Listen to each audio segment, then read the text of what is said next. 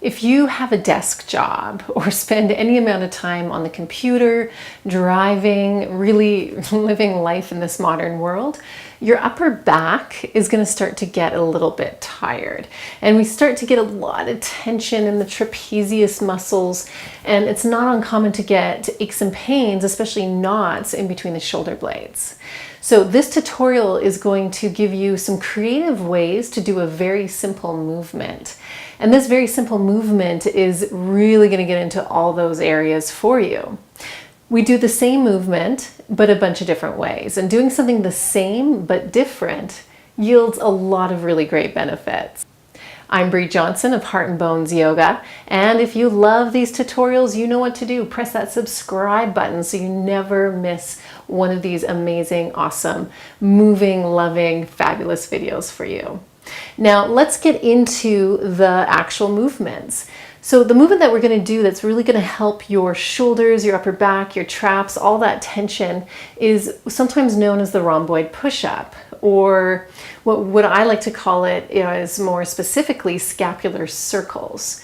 Because the rhomboid push-up traditionally, and I've got a video of that here that I'm going to post here in this little spot that you can go check out, that shows you the more traditional classic version of the rhomboid push-up. But what we're going to do today is something a little bit different. We're going to do scapular circles, because moving your shoulder blades around in really big circles is really a beneficial movement. It seems small, but it's really great. Now, the first movement that we're going to do with that is show it to you in the most simplest way. I'm going to turn around, and all the movement is here is simply bringing the shoulder blades together. Keep your shoulder blades together as you slide them up your back, and then bring your shoulder blades wide and slide them down your back. So shoulder blades together in the down position, and then they stay squeezed together as they go up, and then wide as they go down. That's the movement. It looks simple, but what we're really aiming for is to get the shoulder blades to do all the work. So while you do this movement, see if you can really notice your shoulder blades squeeze, squeeze, squeeze, go wide, wide, wide as they go down. Let's go one more big circle. And then we go the other direction. So we're going to go wide, keep the shoulder blades wide up, and then squeeze them in that high position all the way down your back. Go wide, up, squeeze, down. Now you keep doing these movements, going all the way wide to the sky and then squeezing together and down. You can see how these movements can be done at a desk. They can be done while you're in a car, on a plane, while you're traveling. Because remember, you've got 17 muscles attached to your shoulder blades, and some of those muscles attached to your neck, some of those muscles attached to your arms. So being able to move your scapula, your shoulder blades in that big wide range of motion actually moves a lot of parts of you. So now that you've got that first base movement down, we're going to up level that. And I'm going to show you again a couple different ways for that. The next way that we're going to do it is now bringing the arms in front of us. And I'll show it sideways here. Your arms are in front of you. You'll squeeze your shoulder blades back, squeeze them down, wide and up.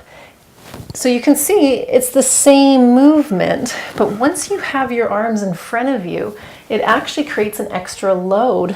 So that means that your shoulder blades and all the muscles surrounding them get to work in a little bit more effortful sort of way. So if you're doing this along with me, let's change directions. And you might be noticing as you do it that, yeah, this feels a little bit different than what I did without the arms in front. So you can choose the variation that works for you. You can stick with the one where your arms are just staying down and circling, or adding that new variation, that new load for your shoulder blades, like so. Good. All right. Our third variation is to do this at the wall.